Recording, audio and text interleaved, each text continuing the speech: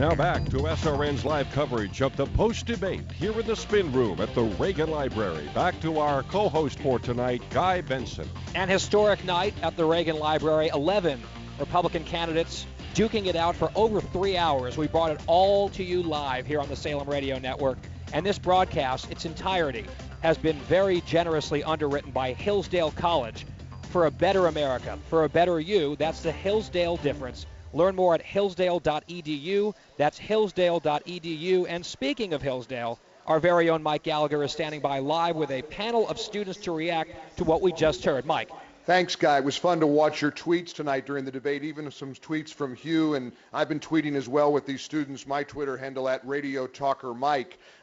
Hillsdale College, as you mentioned, Guy, such an impressive place. Viewing parties all throughout this campus tonight in central or southern Michigan. Students very focused on tonight's debate. Let's start with Christy Allen, who's a senior from Paradise Valley, Arizona. Christy, lots of buzz on social media about Carly Fiorina tonight. How do you think she did? Did she break through and have the night you thought that she needed to have? I think she absolutely broke through. She knocked this one out of the park. She was calm, she was confident and poised, and I would love to see her debate Hillary Clinton one day. Dom, that would be quite a sight to see the two of them up against each other. Dom Restuccia is a senior politics from South Lyon, Michigan. Dom, Donald Trump, the front runner, seemed to be at times surrounded by the rest of the pack.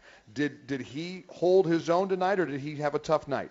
Fiorina trumped the Donald. It was pretty straightforward. She had the biggest moment tonight. She had the two biggest moments tonight, but one of them was she went head-to-head with Donald Trump. And the second moment for Trump that really hurt him was when Hugh Hewitt asked him about Syria. He couldn't answer. He's an entertaining businessman. Marco Rubio, he showed he had the substance and was the commander-in-chief in the room. Mary Catherine Meyer is a senior English literature from Littleton, Colorado. Mary Catherine, Marco Rubio, too, very impressive tonight.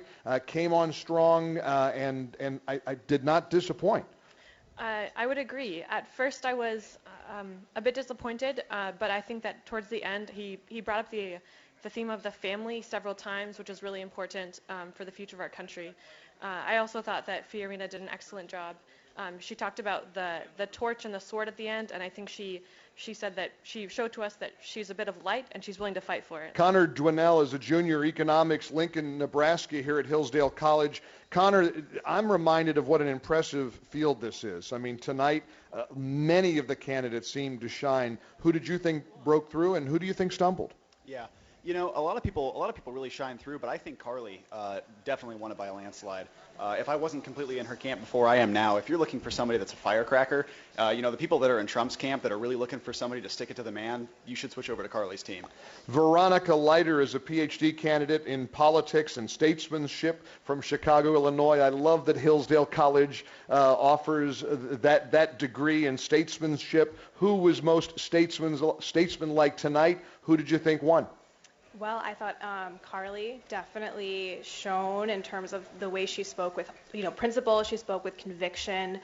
I had some hope for Carson, but he less confident. He's strong on his principles, but I'm less confident about his ability to, we talked about statesmanship as implementing principles. He's less practical in that respect. Jacob Weaver is a sophomore in philosophy from Novi, Michigan. Jacob, I think she's right. Dr. Carson is a crowd favorite, but perhaps a debate format like this is a little bit challenging for the soft-spoken neurosurgeon.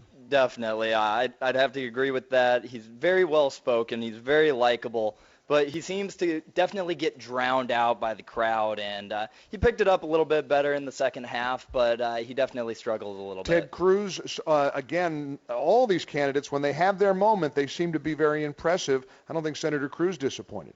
Oh, Ted Cruz, he's one of my favorites. I am always wary of a first-term senator, though. They made a commitment to their constituents that they were going to stick in there for 6 years, and I just don't know if they want to be grabbing power like that. Guy Benson, it's been a blast to watch these really, really bright, brilliant college students watch every moment of this debate tonight. Hillsdale College, one of the crown jewels of American education, and we've just had a terrific time sort of absorbing the spirit here at this wonderful, wonderful American college. So Mike Gallagher at Hillsdale College in Hillsdale, Michigan, back to the one and only Guy P. Benson in Simi Valley, California, in the Reagan Library. Mike, let me ask you a question real quick, if you don't mind. Sure. My understanding is you have 15 students there in the focus group. Would you just do a show of hands? How many of the students there would agree that Carly Fiorina was tonight's winner? All right, the show of hands looks like about 14, if not 15 of the 15 in this group, Guy. Everybody seems to